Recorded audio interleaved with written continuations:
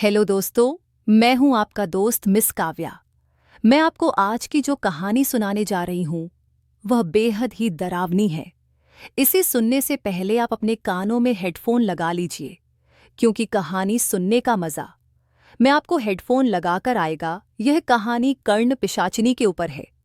तो वक्त जाया ना करते हुए चलते हैं कहानी में। यह कहानी एक गांव की है जहां पर कुछ ऐसा हुआ था जिसे लोग आज भी याद करके कांप जाते हैं। इस गांव का नाम था सियापुरा। यहाँ के लोग साधारण थे, खेती-बाड़ी करके अपनी जीविका चलाते थे। लेकिन एक पुरानी किंवदंती थी जो इस गांव के इतिहास से जुड़ी हुई थी।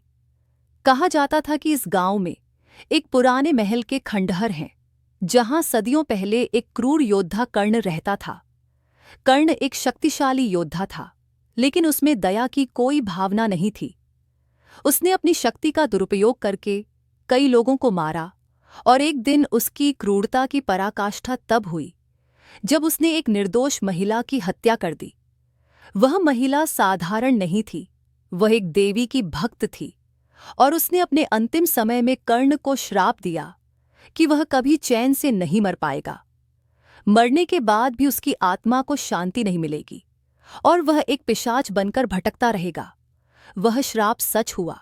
कुछ समय बाद कर्ण की मृत्यु हो गई, लेकिन उसकी आत्मा गांव के पुराने महल के खंडहरों में भटकने लगी। रात होते ही लोग वहां से अजीबोगरीब आवाजें सुनते थे, किसी के चिल्लाने, रोने और चीखने की आवाजें। लोग डर के मारे उस महल की ओर नहीं जाते थे। एक दिन गांव में कुछ नई पीढ़ी के नौजवान आए जो शहर से वापस गांव लौटे थे। वे इन बातों को अंधविश्वास मानते थे और इस कहानी को झूठ समझते थे। उन नौजवानों ने तय किया कि वे उस खंडहर में जाकर यह जानने की कोशिश करेंगे कि आखिर सच्चाई क्या है। रात के समय 4 नौजवान, रवि, अमित, सुरेश और मोहन, ने महल की ओर रुख किया। गांव के बुजुर्गों ने उन्हें बहुत समझाया, लेकिन वे नहीं माने। जैसे ही वे महल के पास पहुंचे, वहां की हवा अचानक ठंडी और भारी हो गई। चारों को कुछ अजीब सा एहसास होने लगा, लेकिन वे साहस करके अंदर चले गए।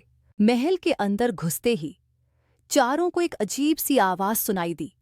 आवाज बेहद डरावनी और कर्णकटु थी, जैसे किसी ने चीख चीख कर मदद की गुहार लगाई हो। चारों ने एक दूसरे की ओर देखा। उनके चेहरे पर डर साफ झलक रहा था, पर वे आगे बढ़ते रहे। महल के अंदर उन्हें पुराने समय के युद्ध के चिन्ह दिखे, टूटे हुए हथियार, कंकाल और जले हुए कपड़े। जैसे ही वे महल के सबसे अंदरूनी कक्ष में पहुंचे, अचानक दरवाजे खुद ब खुद बंद हो गए। वहां घना अंधेरा था, और तभी उनके सामने एक साया प्रकट हुआ।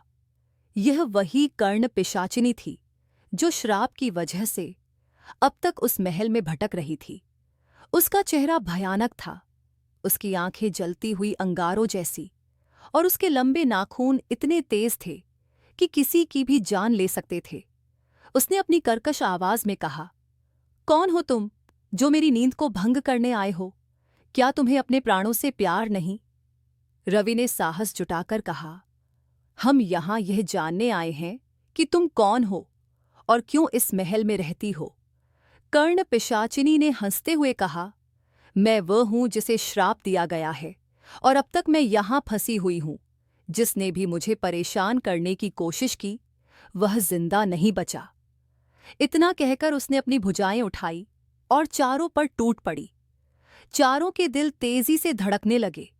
वे वहां से भागने की कोशिश करने लगे, लेकिन महल के दरवाजे जाम हो चुके थे। चारों को लगा कि अब उनकी मौत पक्की है। तभी अचानक गांव के मंदिर की घंटियों की आवाज सुनाई दी। वह आवाज सुनते ही कर्ण पिशाचिनी की चीखें और तेज हो गईं। वह दर्द से तड़पने लगी और चिल्लाई, ये घंटियां मुझे चैन नहीं लेने देती। मैं कभी इस श्राप से मुक्त नहीं हो पाऊंगी। घंटियों की आवाज के साथ ही मंदिर के पुजारी, जो गांव के बड़े ज्ञानी थे, महल के पास पहुंच गए। उन्होंने मंत्रोच्चार करना शुरू किया, और देखते ही देखते कर्ण पिशाचिनी की भयानक छाया धुएं में बदलने लगी। उसकी चीखें कमजोर पड़ती गईं और अंततः वह अदृश्य हो गई। पुजारी ने उन चारों नौजवानों को समझाया, यह महल शापित है। कर्ण की आत्मा कभी शांति नहीं पाएगी। लेकिन जब तक तुम सब गांव की प्राचीन मान्यताओं का आदर करोगे, यह बुरी आत्मा तुम्हें कोई नुकसान नहीं पहुंचा पाएगी। उस दिन के बाद चारों नौजवानों ने ठान लिया कि वे कभी भी महल के आसपास नहीं जाएंगे। गांव के लोग आज भी उस महल को दूर से ही देखते हैं, लेकिन कोई भी वहां जाने की हिम्मत नहीं करता। कहते हैं, आज भी कुछ खास रातों में महल से अजीबोगरीब आवाजें सुनाई देती हैं, और जो भी वहां जाने की कोशिश करता है वह कभी लौटकर नहीं आता। इसलिए गांव में आज भी लोग कहते हैं, कर्ण पिशाचिनी से दूर रहो, वरना उसकी चीखें तुम्हें भी ले डूबेंगी।